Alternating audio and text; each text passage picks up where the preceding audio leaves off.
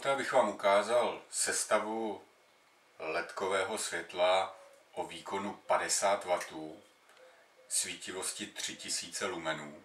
Tato sestava se skládá z několika hlavních částí. Hlavní světlo, to je tato hlava zakončená kabelem s ovládacími prvky. Zepředu je umístěna LED dioda.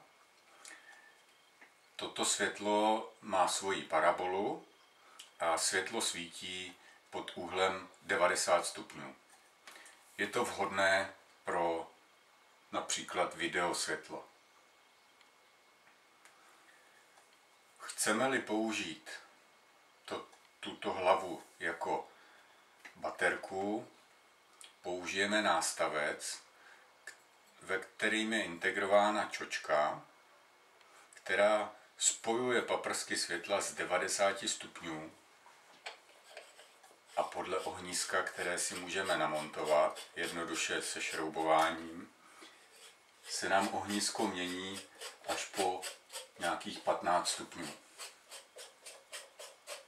Zároveň si můžeme dostat tuto hlavičku do režimu promítačky, kdy se nám zobrazí jednotlivé ledky v hlavě a tím můžeme zkontrolovat, že nám svítí všechny a žádná z nich není poškozená.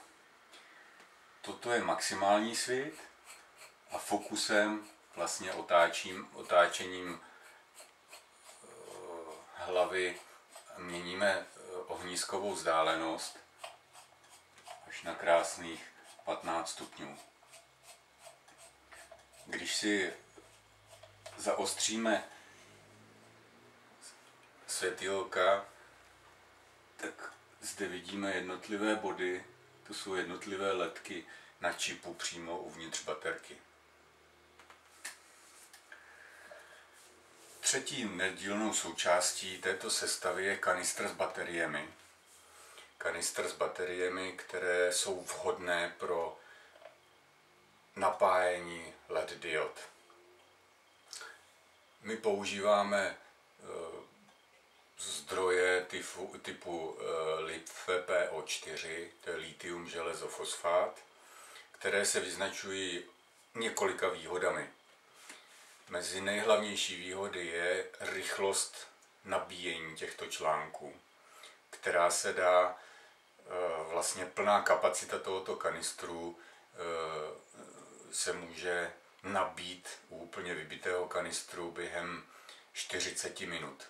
To znamená, mezi ponory si nabijete baterku do maximálního výkonu.